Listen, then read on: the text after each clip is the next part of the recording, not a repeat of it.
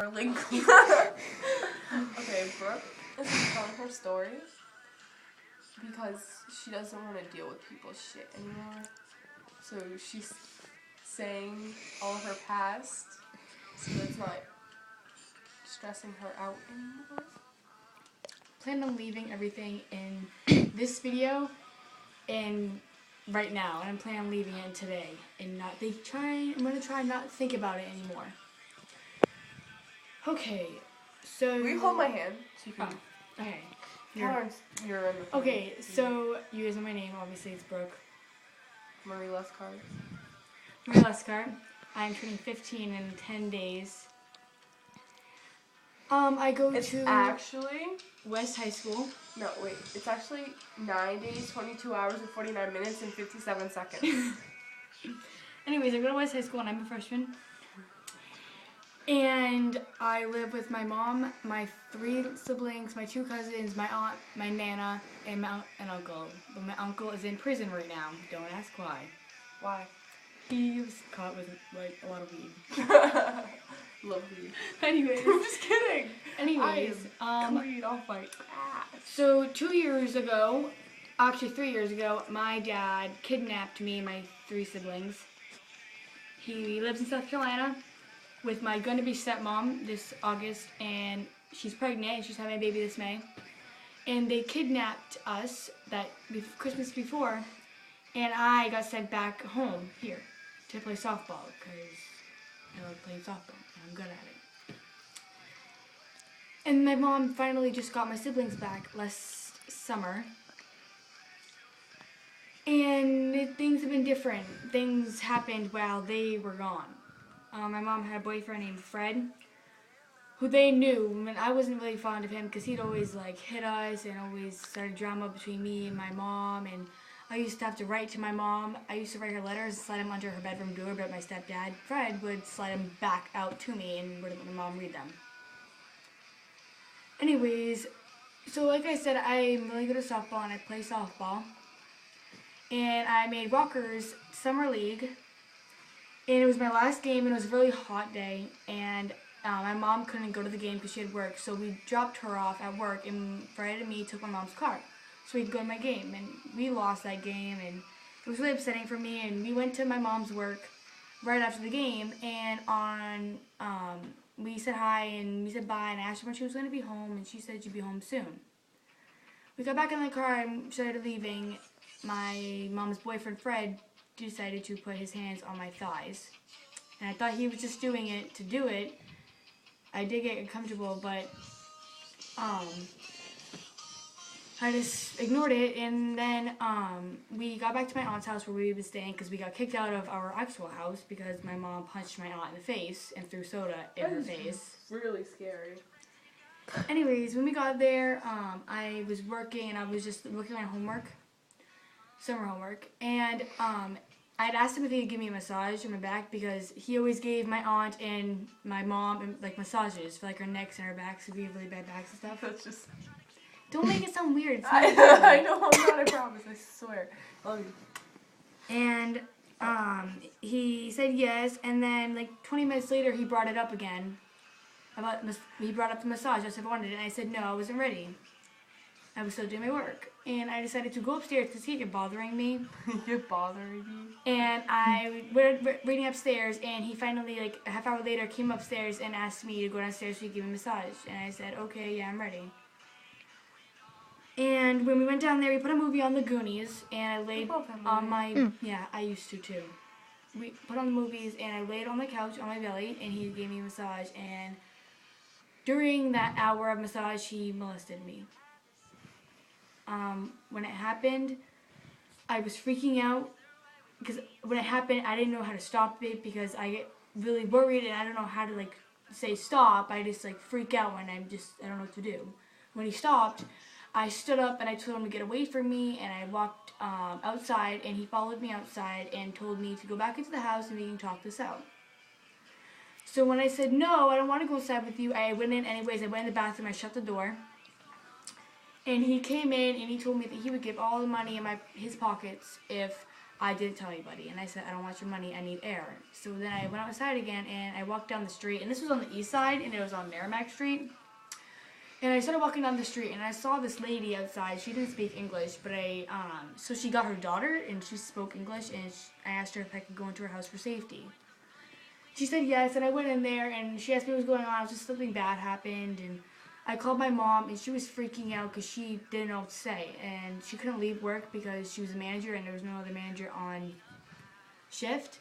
So she sent her friend Caitlin to work, and my stepdad, I was looking outside the window while I was at that lady's house. I saw him drive by my mom's car. So I knew. I was really scared that I saw him. I thought he was going to be looking for me. But anyways, when my mom's friend picked me up, she brought me to her work, and she told me that I was going to need to go to the hospital and get a rape test. They did a rape test even though I was molested. So of course, after the results came back, it was negative. But because I wasn't raped, I was molested. So they can't really nothing was accurate with a rape test if you were molested, really. What's the difference? I don't know. Anyways, so there's a family member of mine who decided to tell all of his or her friends when they came over that I was lying about the whole thing about being molested. And when that actually happened to me, I started hurting myself. That's when I started hurting myself. My mom didn't even believe me. My mom stayed with him and she moved into an apartment with him. And then she finally just moved out when she never was home to see me at all. And finally he was put in prison for a little bit, just for until they found out when court was. And my mom knew that he did do it because he told her that he did do it when he went to go give her car back the day it happened. She knew he did it, and she decided to tell the police that it didn't happen and that I was lying about the whole thing, and she was going to testify against me in court. Well, when I found that out, it really upset me because I used to sit in my mom's bed and I used to cry and ask her to believe me, and I used to beg her to believe me, and she used to say, I never said I didn't believe you. And my response would be, yeah, but you never said you did. She finally, around August, found out he was cheating. He walked in on him and some girl looked like a fucking truck driver in her bed, with her pillows and stuff everywhere, and she freaked out. She took everything out of the apartment. She was paying for everything in there. She paid for. She took everything, like legit toilet paper, paper towels, everything. And my mom's a really big bitch, and she decided to put maple syrup all over the kitchen and took all the cleaning stuff. I would. Yeah, but she left and she came home, and she was really upset that he did that. But she didn't realize the pain that I was going through, and she didn't know how bad she hurt me. And a couple nights after they broke up, she took me outside. She told me that she was sorry, and she gave me a hug, and said that she should have believed me. She found out that I wasn't lying because he did tell her he did do it. And then she posted on his Facebook, because she knows all of his passwords to everything, and she changed them all so he couldn't get into them. He posted on what he did. And she got a call from his aunt right after she posted that on his Facebook, and his aunt told my mom that he has done this to somebody else before. So there's my proof right there, and finally jury selections came around October, and I was really worried because I was with my lawyers, Kim. She's really close to me, and we met a lot in meetings, talked about it and stuff. And when this all first happened, I had to go to this building, and they had video record me telling the story. And when you have to go to court with stuff like this, you have to rewatch the video of you, so it brings back what you said and what happened. So I didn't like watching it because I looked really different and it was hard to watch it. But anyways, while I was watching it, they told me that everything's going to be okay and that they're going to try to upset me and I needed to stay calm. And I understood perfectly that I was ready for having to face him. As I hadn't seen him in a long time after that because my mom didn't let him around me, but it just scared me. Just knowing I'm going to be in the same room as the guy who molested me. And as the guy who my mom fell in love with. And while he was in prison, him and my mom used to write to each other, and I found all their notes, and every time he'd say a goodbye in his note, he'd say, "Love your fiance." They planned on getting married after all of this, and I think they thought that they were going to get away with this.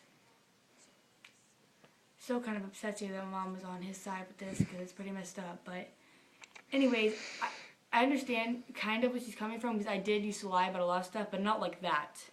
But I did lie about a lot of stuff. Like I used to take other people's food in the house. I used to like borrow my house jewelry, always put it back, but she'd always know I did it and all that stuff. But there's still, she should have believed me.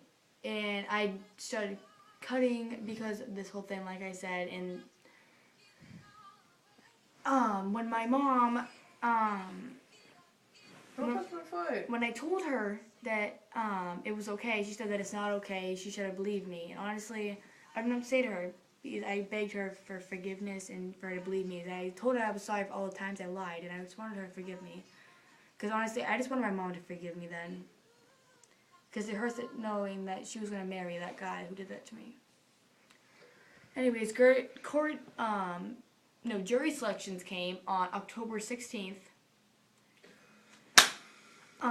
They came and he confessed. In the girl who was with him at the court jury selections was the girl my mom found him sleeping with, and she said to my mother when she was leaving that she wasn't gonna get away with this forever. It upsets me that okay, I have a question. What in the hell, why would somebody stay with somebody who molested a kid? That's not even right. Even if they know that it's true. I mean, this lady is still staying with him, even though he's in prison. Anyways, he confessed to doing what he did. And when I found that out, I was really happy.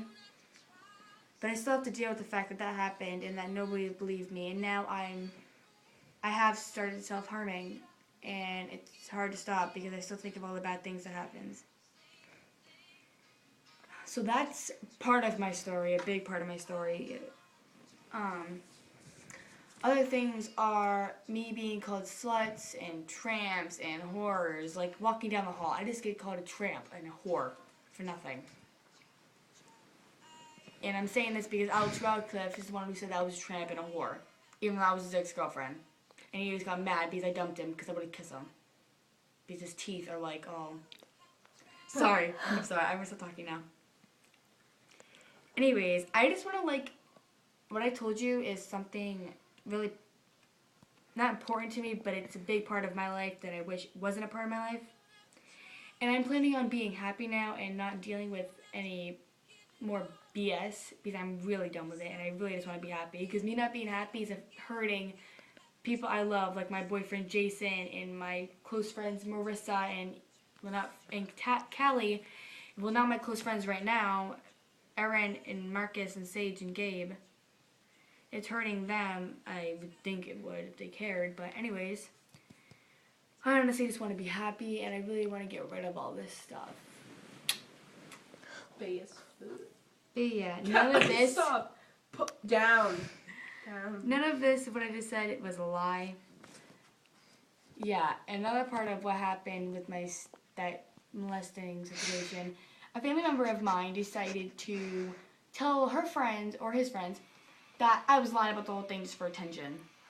Honestly, if I was lying about the whole thing, why did he confess at jury selections? Exactly, that proves you wrong right there. Also, a week in April of year 2014, my mom sent me to South Carolina because she told me my dad wanted to visit me. And I was going to go visit him and my stepmom, and I did. But when I came back, my neighbor Izzy, who was staying over my house that week I was gone, told me that my mom had Fred, the guy who molested me, in the house. And that is the reason why I was gone. She didn't tell me that. My dad told me that that's the reason why I was in South Carolina. Because my mom wanted him to go there while he got a break out of prison. So he'd have a place to go. And it hurts that all my family members spend time with him. And that just proves that none of them believed me. So I dealt with that for a long time. And when I told my brother Colby this, who's 11, he honestly started crying and said that he wished he could kill my mom's little boyfriend. So yeah, that affected me, my brother's life, and I guess sort of my mom's life. But yeah, that's my story really. I'm gonna wrap it up. I love you. I love you too. I love you too, Callie. Bye bye. No, up.